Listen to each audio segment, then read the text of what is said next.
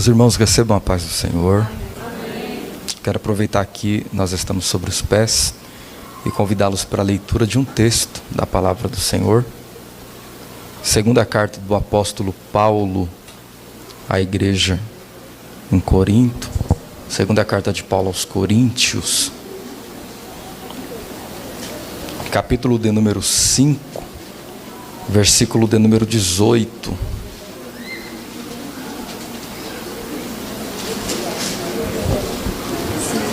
Segunda carta de Paulo aos Coríntios, capítulo de número 5, versículo de número 18, até o verso de número 21.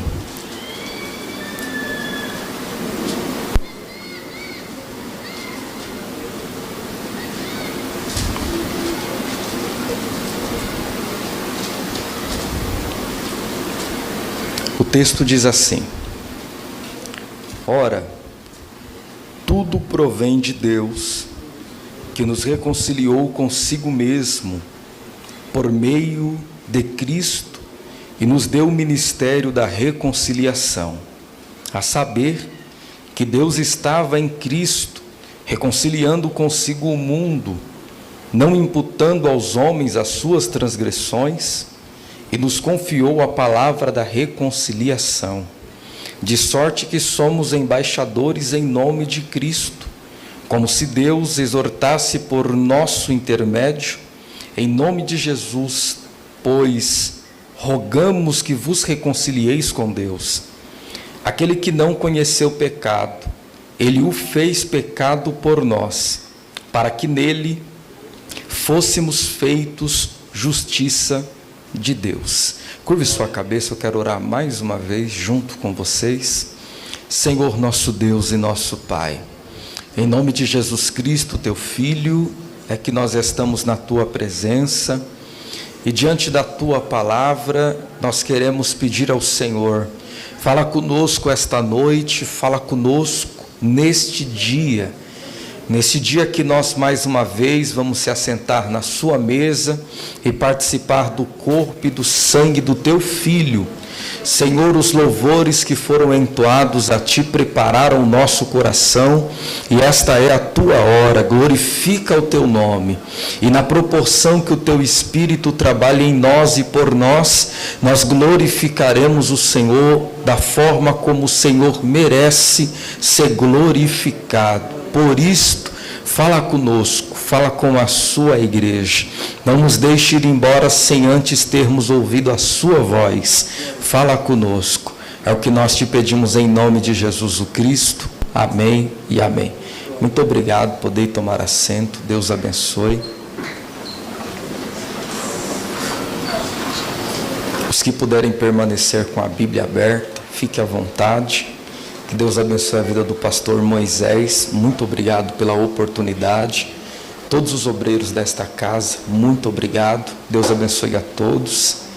Pastor Moisés, sua esposa e todos os que estão aqui para vencermos mais um mês participando do corpo e do sangue do nosso Senhor.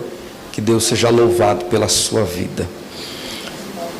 Meus irmãos, nessa noite, Deus confiou uma palavra ao meu coração e eu quero transmiti-la ao seu coração, sendo fiel à palavra que o Senhor confiou sobre mim. Esta segunda carta do apóstolo Paulo para a igreja de Corinto, ou para a igreja que estava na cidade de Corinto, ela é considerada pela maioria dos estudiosos ou eruditos, como a epístola mais pessoal do apóstolo Paulo. Há uma mudança de tom entre a primeira carta e a segunda carta, e isto é muito claro. Alguns consideram a primeira carta que o apóstolo Paulo envia para a igreja em Corinto como uma carta de disciplina. Chegaram até a intitular esta carta como a carta severa. Se nós observarmos, na primeira carta o apóstolo Paulo trata de pelo menos 6 problemas internos que a igreja estava passando. do capítulo 1 ao capítulo 16 da primeira carta, você pode observar que o tom de Paulo é um tom exortativo e ele trata de forma severa para se sanar os problemas e as dificuldades que a igreja estava passando. Mas nessa segunda carta, nós podemos observar que é uma carta um pouco mais pessoal. Um escritor chamado Simon Kistemaker, um comentarista do Novo Testamento, ele diz que nesta segunda epístola não há, dentre as 13 epístolas de Paulo, outras cartas semelhantes a esta, em que Paulo retrata de forma ampla e profunda os seus sentimentos. Paulo retrata de forma ampla e profunda as angústias espirituais que ele estava passando, as dificuldades físicas e os problemas emocionais. Em nenhuma outra carta escrita pelo apóstolo Paulo nós encontramos com tanta profundidade os relatos que Paulo faz sobre os problemas que ele próprio estava enfrentando.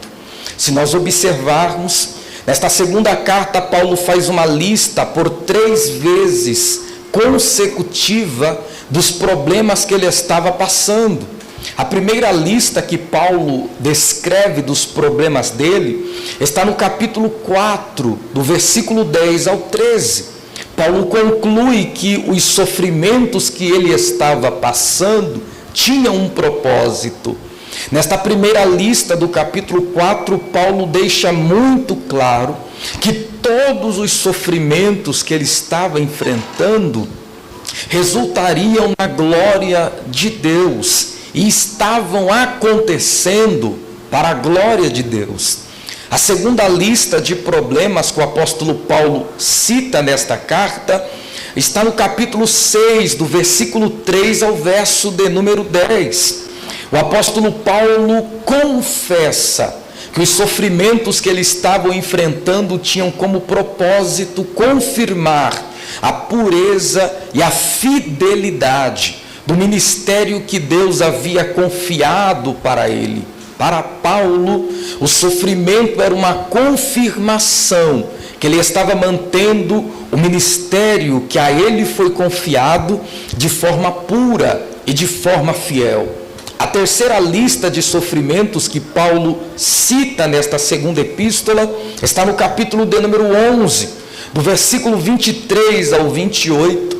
Paulo conclui que os sofrimentos dele tinham como propósito comprovar que ele era uma pessoa útil e fiel, que tinha fidelidade a Deus. Então veja bem, se esta carta é a carta que mais relata os sofrimentos do apóstolo Paulo, a conclusão dos sofrimentos dele era: primeiro, os meus sofrimentos são para a glória de Deus. Segundo, os meus sofrimentos são uma prova da minha pureza para Deus. E em terceiro, os meus sofrimentos são uma prova que eu estou sendo útil para Deus. Nós percebemos isto, porque a carta termina e no final da carta nós vemos mais uma vez Paulo relatando um problema pessoal. E o final desta carta deixa muito claro qual é o pano de fundo de toda esta epístola. Paulo, eu não tiro o espinho de você, mas a minha graça, ela te basta. E o meu poder, ele se aperfeiçoará na sua fraqueza. E o próprio Paulo diz: então eu me gloriarei nas minhas fraquezas, porque é nelas que Deus preencherá com seu poder e com a sua força. Esta segunda epístola foi convencionalmente chamada de epístola da consolação. Não esqueça disto. O tom desta segunda epístola diverge da primeira. Se na primeira o apóstolo Paulo trata de exortar a igreja, na segunda o apóstolo Paulo trata de consolar a mesma igreja. Um escritor chamado James Hastings, ele diz que esta segunda carta, ela tem como tema a palavra consolo. Toda a carta está cheia deste tema, consolo. O apóstolo Paulo inicia a carta consolando, e a carta também termina consolando. É nesta carta que nós vemos que toda tristeza é transformada em júbilo no final, que toda fraqueza é transformada em força, e que toda derrota se transforma em triunfo. Capítulo 1, verso 3, Paulo começa consolando. Capítulo 13, verso 11, Paulo termina consolando.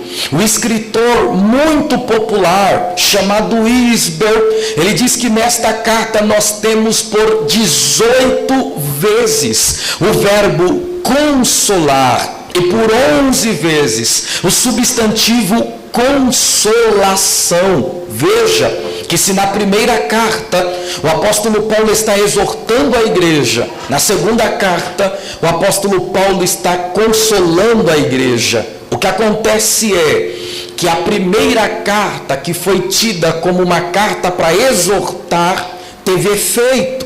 Então a segunda carta foi enviada para consolar os que reconheceram os seus erros, se arrependeram e mudaram de atitude. Então, para estes, o consolo estava liberado. Deus é um Deus de equilíbrio. Se na mão dele existe o poder do juízo, na outra mão também existe a bênção da misericórdia.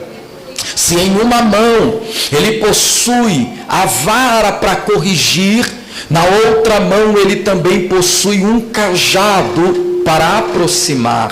Se em uma mão ele possui a lista das nossas falhas, na outra mão ele possui as gotas do sangue de Cristo que pagam as nossas dívidas. Se em uma mão ele tem a palavra da correção, na outra mão ele possui a palavra da exortação. Ler esta segunda carta é observar que Deus corrige porque ama e consola os arrependidos. É ver que Deus corrige os que podem melhorar e abençoa os que aceitam a palavra da melhoria. Nesta noite, eu não tenho dúvidas que Deus veio falar conosco por intermédio da palavra dele. E há, para mim e para você, consolação para nossa alma, para nossa mente e para todo o nosso ser. Quando nós nos deparamos com esta epístola, uma das primeiras indagações que surgem é: por que esta carta foi escrita? Esta carta foi escrita por pelo menos 3 motivos, e o primeiro foi dito: para consolar os que se arrependeram a receber a primeira epístola. Número 2, para admoestar uma minoria que ainda se preservava rebelde no seio da igreja. Número 3, para exortar os falsos mestres que estavam proliferando ainda no seio da igreja. E número 4, para resistir aos ataques dos falsos cristãos que ainda haviam dentro daquela igreja. Veja que curioso, se nós lermos do capítulo 1 até o capítulo de número 4, nós vamos observar os sofrimentos de Paulo, as suas defesas pessoais. Mas no capítulo de número 5, que foi o texto que nós fizemos a leitura, o tema que Paulo utiliza muda-se. No capítulo de número 5, Paulo põe como tema principal a esperança. Se no capítulo de número 4, o apóstolo Paulo cita o desafio da sua missão, a fragilidade de todos os servos de Deus e os sofrimentos momentâneos, no capítulo 5 ele começa a falar sobre as nossas esperanças, e as esperanças que nós possuímos. Veja que o capítulo 5 pode ser dividido em pelo menos 3 esperanças que nós possuímos. Número 1, o apóstolo Paulo tem a esperança da eternidade. Na visão de Paulo, a vida não termina aqui. A vida não acaba aqui. Tanto é que no capítulo 5 ele deixa muito claro que nós estamos dentro de um tabernáculo, utilizando a mesma palavra que é usada lá em Gênesis capítulo 25, quando Deus dá ordem para Moisés montar um tabernáculo, uma tenda transitória. Então, para Paulo, nós estamos em uma tenda transitória, vai passar. Tudo isto aqui vai passar. O novo vai ficar velho. O que nasceu hoje, daqui a anos estará velho. Vai passar. Porém, quando esta tenda desarmar, for desmontada, nós iremos para outro plano. Nós iremos para outra dimensão. Nós iremos para algo eterno que não irá passar. Na mente de Paulo, nós somos seres transitórios e tudo que vivemos é transitório, é efêmero, é passageiro.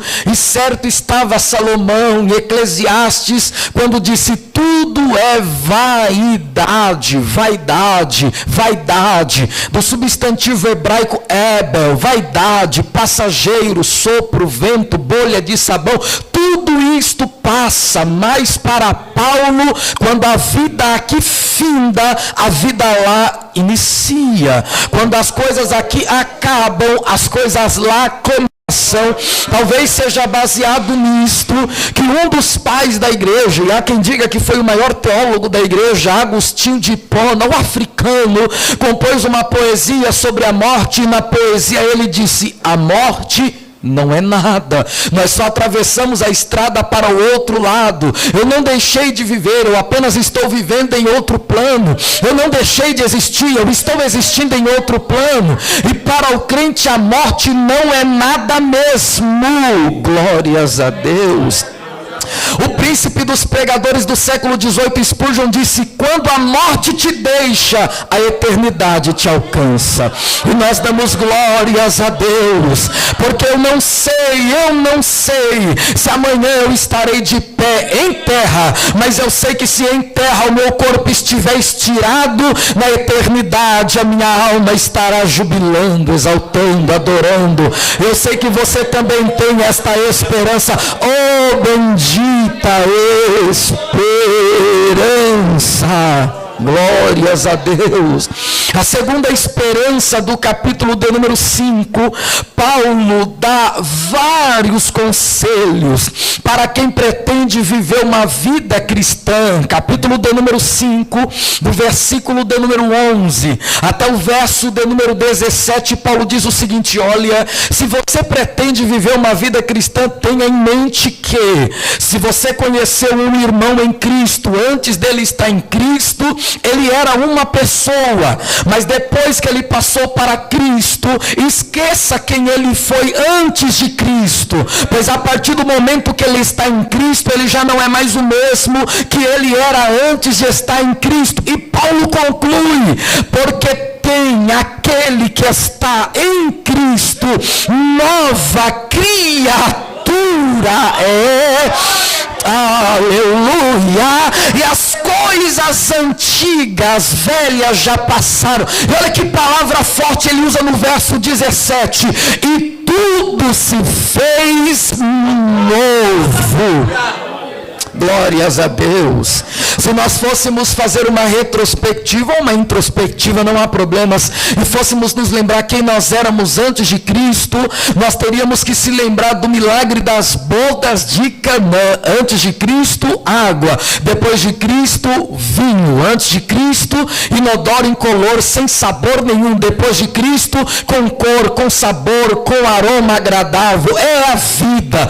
Antes de Cristo, quem nós éramos? Com condenados, perdidos, desamparados, abandonados, sem rumo, sem direção, sem vida, sem caminho, sem alvo, sem força, sem alegria, sem amor, sem paz, sem tranquilidade. A lista é enorme, os substantivos são enormes, mas e depois de Cristo? Aí tudo mudou. O que você era, você já não é mais. O que você fazia, você já não faz mais. O que você errava hoje, você já não erra mais. Eu posso te garantir que antes de Cristo era condenação na seta, mas após Cristo é justificação, perdão, remissão, restauração, redenção.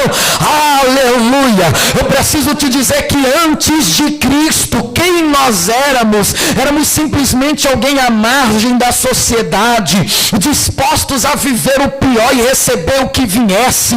Antes de Cristo nós éramos simplesmente pessoas desacreditadas, abandonados ao largo desse mundo.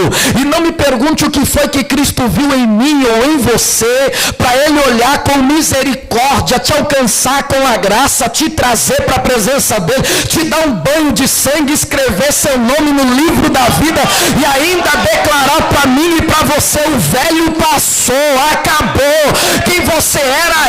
Hoje você já não é mais o que você era, e você não será amanhã o que você é hoje, pois a vida cristã é sendo transformados de glória em glória. É uma metamorfose constante. Eu sei. Aleluia! Eu sei que esta palavra pode parecer até complicada, mas não é. A vida cristã é uma metamorfose todos os dias, todos os dias. Hoje você foi bem, muito bem, mas amanhã você terá que melhorar. E se amanhã você melhorar, na terça você vai melhorar de novo, na quarta você vai melhorar de novo, na quinta você vai melhorar de novo, na sexta vai melhorar, no sábado vai melhorar. Enquanto estamos aqui, não podemos bater no peito e declararmos: já estou como deveria estar. Ainda não. Não, nós somos diante de Deus, de forma cerimonial, nós somos santos, mas aqui na terra nós somos santos em situação progressiva. O que é isto? O pecado que você venceu ontem veio dobrado hoje, você teve que vencer também. Amanhã vai vir triplicado, você vai ter que vencer também. Na terça vai vir quadruplicado, você vai ter que vencer também. Na quarta vai vir quintuplicado, você vai ter que vencer também. Mas glórias a Deus, porque Deus é santo, que santifica aquele que precisa de santificação. E eu sou o primeiro da lista. E hoje eu posso declarar sem medo: as coisas velhas passaram. As coisas velhas passaram. Tudo se fez novo. Aleluia. Glórias a Deus. O terceiro ponto que Paulo utiliza nesse capítulo de esperança está no verso 18 até o verso de número 21. O apóstolo Paulo fala da última e maior esperança do capítulo 5. E esta esperança é a nossa reconciliação com Deus. A nossa reconciliação com Deus. Ela é o único antídoto contra a pior catástrofe que já aconteceu sobre este mundo. E eu não me refiro à Primeira Guerra Mundial, muito menos à Segunda Guerra Mundial, ou à Guerra Fria, ou à epidemia que estamos vendo. Não foi e não serão as maiores catástrofes desse mundo. A maior catástrofe que esse mundo já viveu foi o pecado de Adão, o primeiro pecado.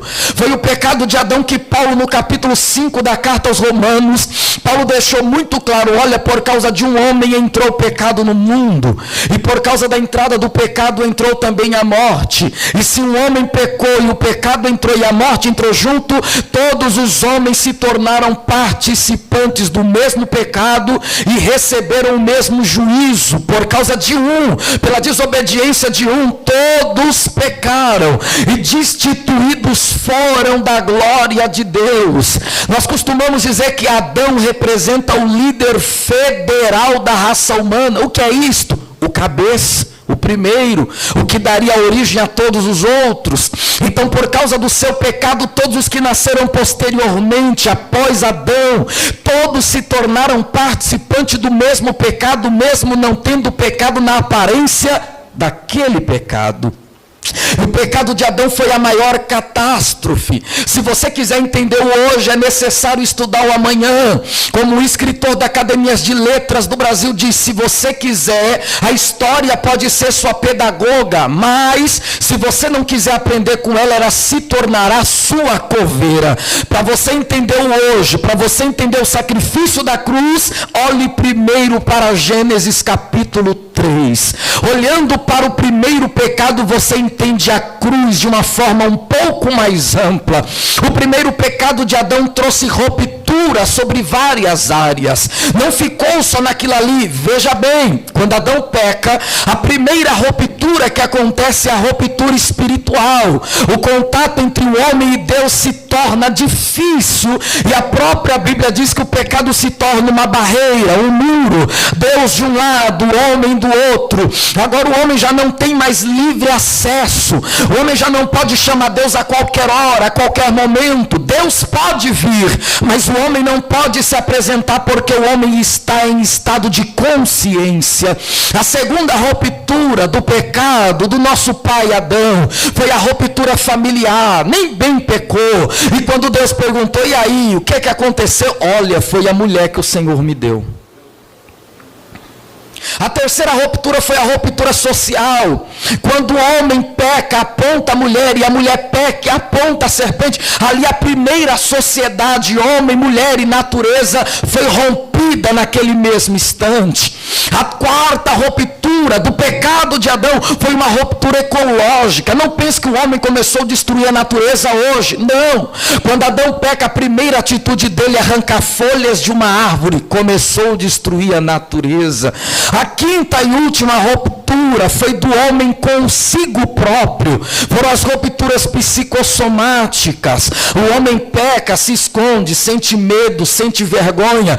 Tudo isto veio após o pecado. Daquele ponto em diante, o homem se torna alvo de uma ética heterogênea. O que seria isto? Ele, com uma natureza pecaminosa, já não consegue mais ser bom por si próprio, andar corretamente por si próprio, fazer o que era certo por si próprio, porque a natureza dele sempre se inclinava para o que era mal, sempre se inclinava para o que era ruim. E agora, que antídoto usar contra o homem que foi se tornando cada vez pior, cada vez mais mal? O antídoto que Paulo cita é o único antídoto que poderia sarar a raça humana. Qual?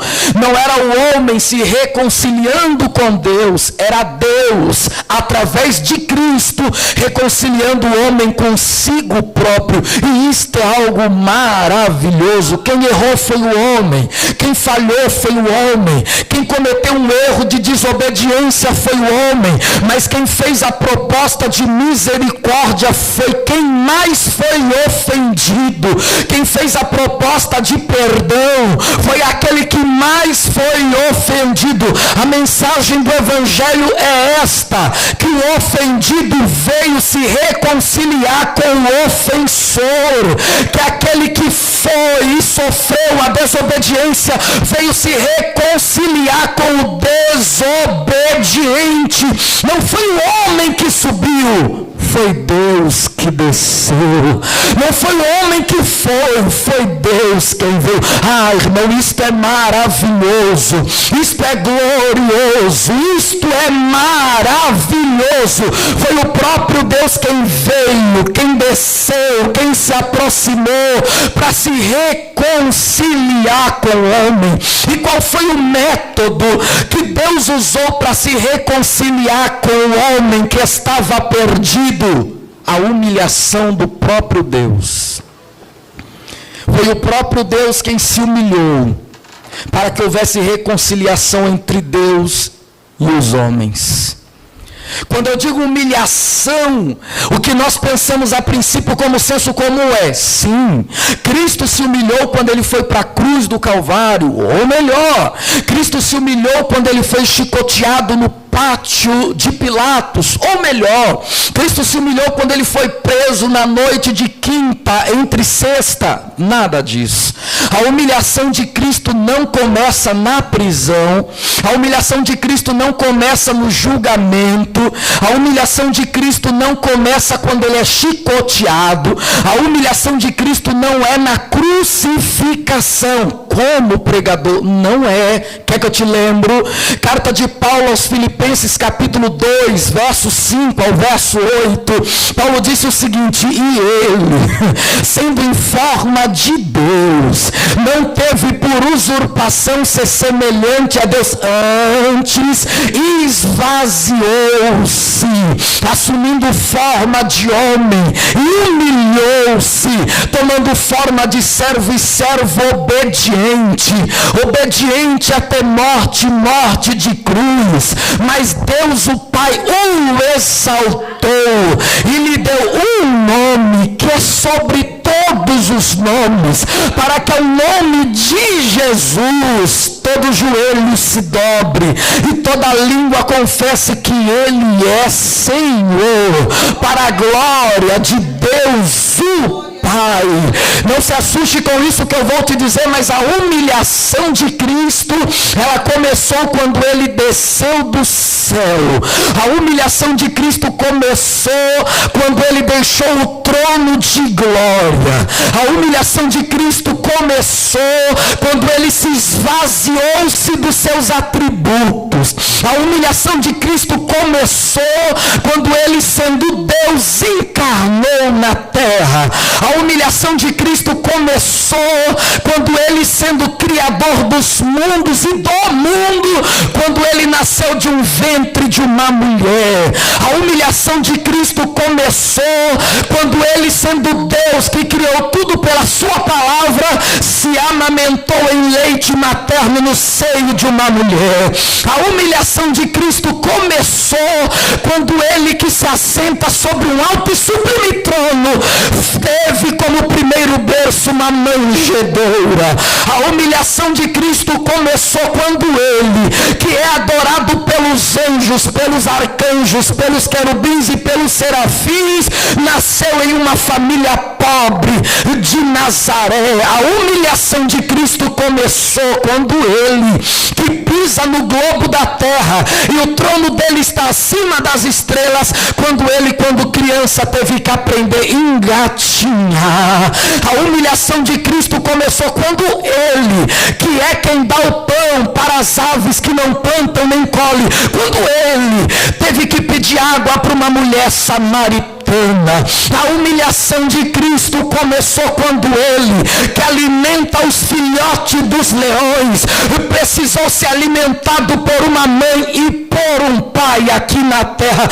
Pare para pensar por um minuto. Ele que criou os céus e a terra, ele que com o poder da sua palavra disse terra produz e a terra produziu, ele com o poder da sua palavra disse mar produza peixes e o mar produziu, ele com o poder da sua palavra disse céu produz estrelas e o céu produziu, ele com o poder da sua palavra disse céu produz aves e as aves surgiu, ele com o poder da sua palavra disse para a terra, produz a relva, produz a planta, produz a árvore, árvore produz a fruto, fruto produz a semente, e semente ao ser plantada produz a árvore de novo. Imagine ele com o poder desta palavra, aprendendo a andar como homem, aprendendo a se alimentar como homem, obedecendo a pai e mãe, e com 12 anos já discutindo dentro do templo. Imagine ele com 8 dias sendo apresentado no templo por Simeão. Imagine ele sendo Deus, dormindo na proa de um barco. Imagine ele sendo Deus, comendo pão e peixe.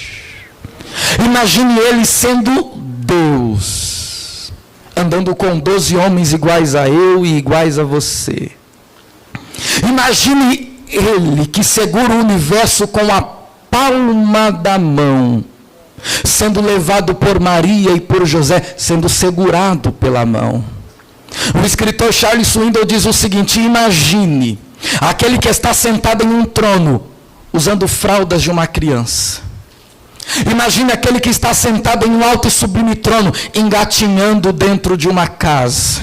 Imagine aquele que está sentado em um alto e sublime trono, dizendo as primeiras palavras. Se isto não é motivo para você agradecer pelo sacrifício. Aleluia! Se você tem um minuto da sua noite para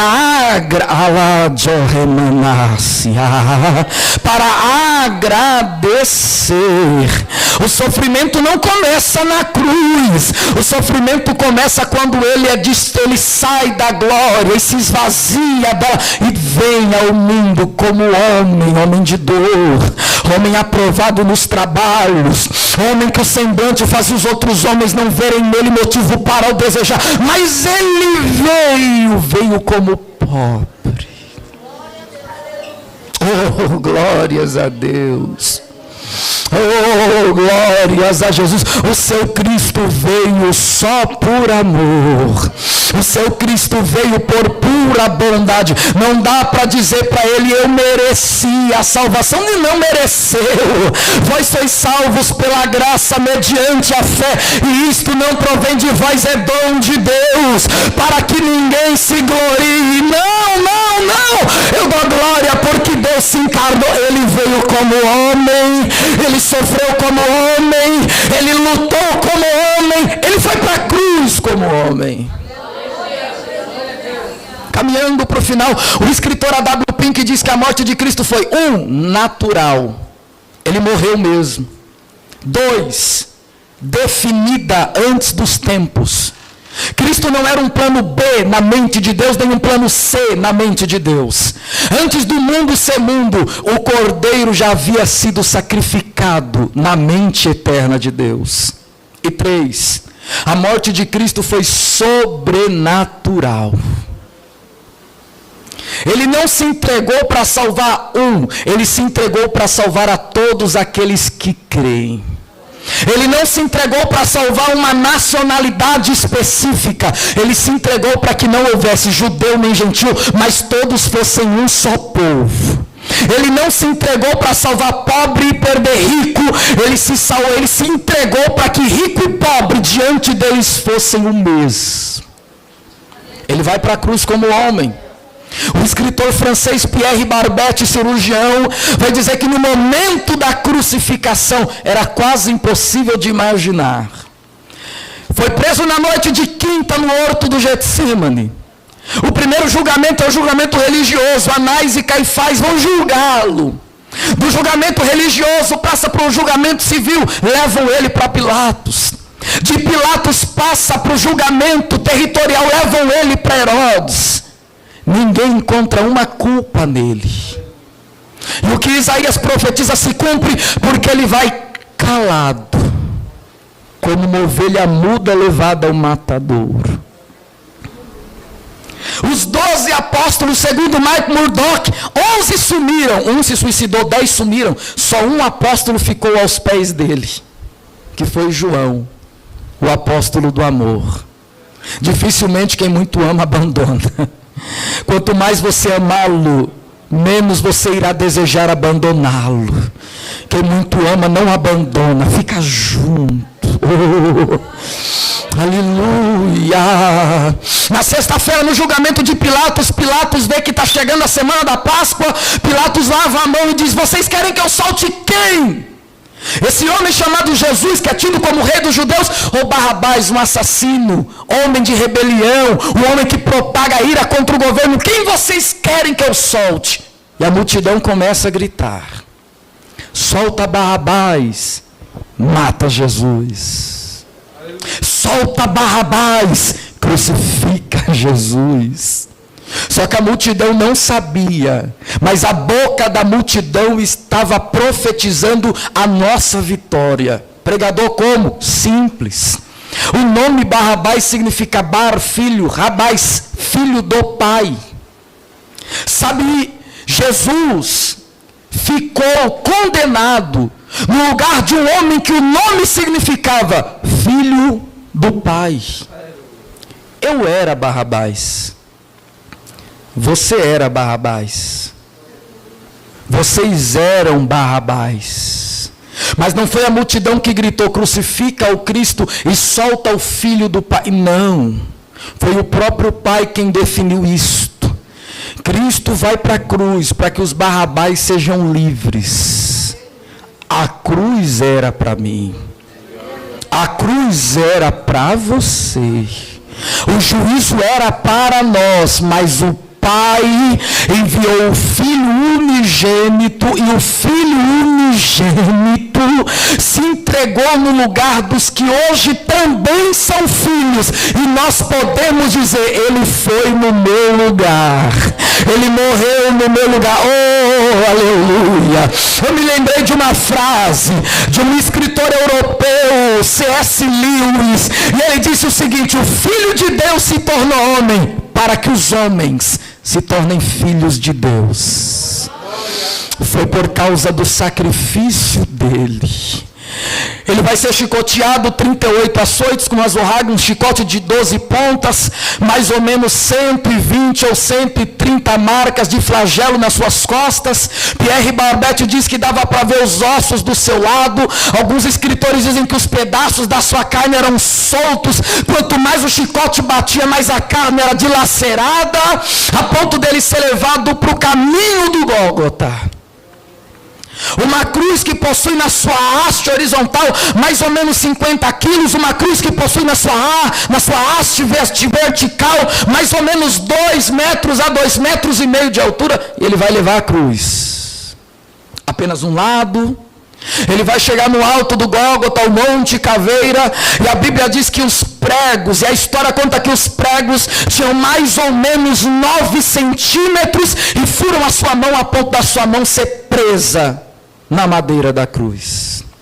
A coroa de espinho, a história conta que os espinhos chegaram a tocar no seu crânio, um crânio que já havia suado sangue no horto do Getsêmani, pois os vasos sanguíneos estouraram e pelo cerebelo pingou sangue no chão.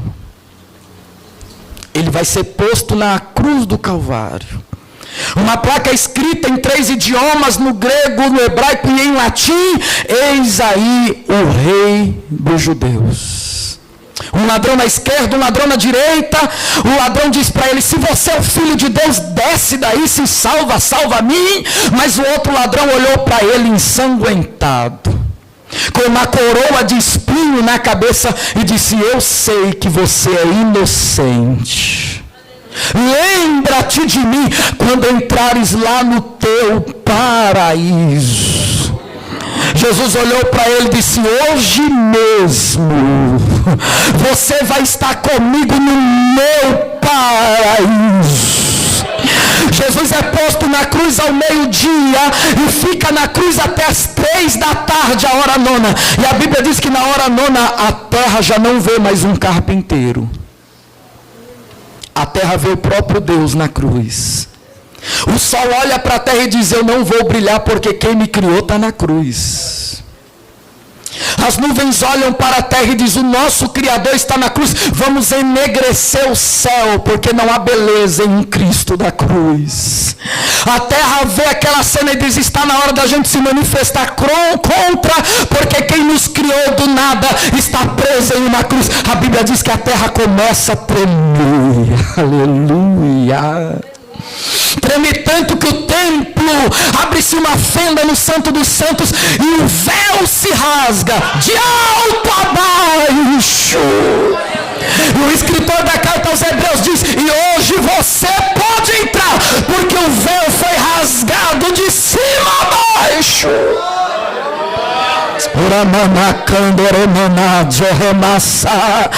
A Bíblia diz que às 3 da tarde os homens estão ao pé da cruz dizendo: olha, chame por Deus Deus e Deus te salvará. Então ele dá os 2 últimos brados. Eli, Eli, lama sabachthani. Deus meu, por que me desamparastes? Oh, irmão, se você pensa que quando você se sente só, Deus não entende o teu sentimento, se você pensa que quando você se sente abandonado, Deus não entende o seu sentimento, se você pensa que quando você se sente sem ninguém, Deus não entende o teu sentimento, eu tenho uma boa notícia para você. Ele também na cruz sentiu o mesmo que você sente. Levante sua mão, por favor, porque assim diz o Senhor: eu te entendo, eu te compreendo, eu sei o que você sente, mas eu venci e você também vai vencer. Se você tem glórias para dar a Ele, aproveite a sua oportunidade. Diga hoje para o inferno ouvir, diga hoje para a terra ouvir, e diga hoje para o céu ser glorificado. Deus me entende, Deus me compreende, Deus conhece a minha dor. Ele é de Manácia. Eu sinto a presença dele em nosso meio, abrindo a visão de alguém, visitando a mente de alguém. Hoje você sai daqui glorificando a ele, porque na cruz você também venceu, na cruz você também venceu. Oh, glória! A cruz foi uma vitória compartilhada. Ele venceu e eu estava lá vencendo junto. Ele ganhou e eu estava lá ganhando junto. Ele triunfou e eu estava lá triunfando junto. Não! Na cruz eu não ganhei números na minha conta bancária. Na cruz eu não ganhei uma chave a mais no meu chaveiro. Na cruz eu ganhei o que nada pode comprar: o meu nome escrito no livro da vida. Você ganhou, você ganhou, você ganhou. Se eu fosse você, tomava posse. Se eu fosse você, me. Oh, glória, eu sinto a presença de Deus aqui, e Deus está falando para alguém: aprenda a acordar de manhã e não reclamar pelo que você não tem, mas agradecer pelo que eu ganhei por você. Adore a Ele, adore a Ele, adore a Ele, adore a Ele.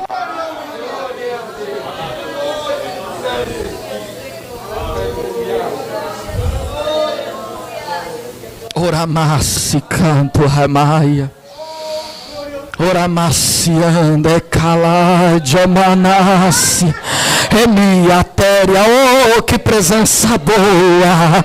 Você vai pegar o pão dizendo obrigado pela cruz, você vai pegar o cálice dizendo obrigado pelo sangue, você vai voltar para casa dizendo obrigado pela cruz. Na segunda-feira, obrigado pela cruz. Na terça, obrigado pela cruz. Na quarta, obrigado pela cruz.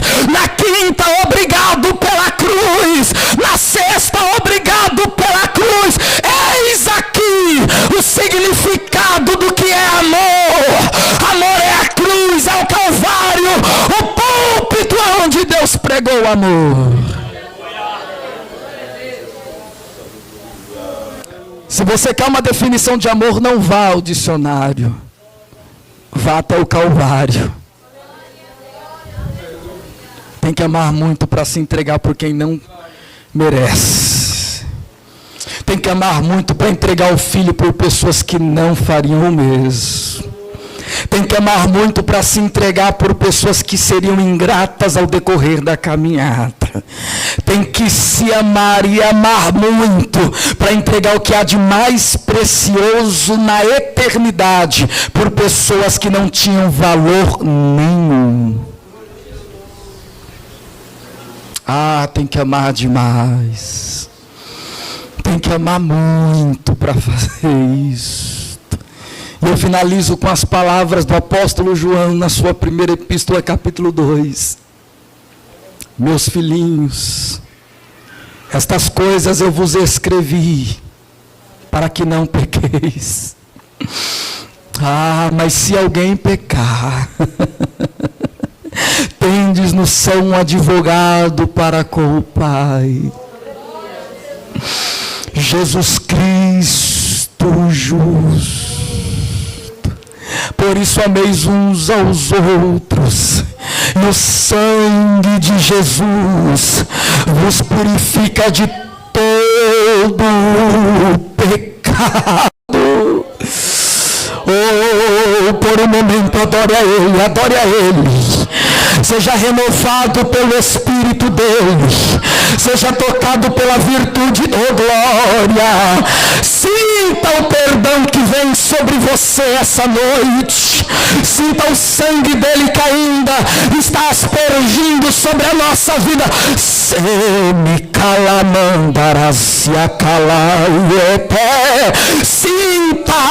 o abraço do teu Pai, o teu Pai que te ama. Sinta o teu Pai curar os teus traumas. Sinta o teu Pai sarar as tuas feridas. Sinta o teu Pai pegar você no colo. E assim diz o Senhor: eu sei que você está fraco, cansado, mas hoje eu te levo, hoje eu te carrego, hoje eu te conduzo, hoje eu te coloco de pé de novo. Oramácia, oramássura manacanto ramai. Se coloque de pé, se você puder, com a permissão do nosso pastor. Além de recala, viavassi quemia, teio etemina canti e canti ovaziata, alaio entre oviaciateri mihanti azaio. Oh, que presença de entre maio entre face canto de omanácia, emianto de omanacala. Eu sinto a cura de Deus na alma dos que me ouvem esta noite. Seja curado, seja curado. Saia daqui sem fardo e sem jugo. Vinde amigos que estão cansados e oprimidos, e eu vos aliviarei. Tomai sobre vós o meu jugo, que é leve, o meu fardo, que é suave, e aprendei de mim, que sou manso e humilde, encontrareis descanso para as vossas almas. Senhor nosso Deus e nosso Pai,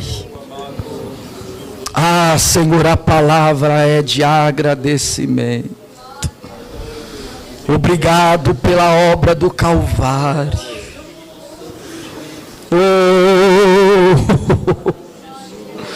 Obrigado pela cruz que o seu Filho, nosso Senhor e Deus, que é ante ao Pai, verdadeiro Deus de verdadeiro Deus, mesmo sem merecer, morreu em nosso lugar. Canto revacial. Obrigado pelo sangue que verteu na cruz. Grande canto de Omanácia. Bendito é o teu nome. Aleluia, Jesus. Glória a Deus. Obrigado.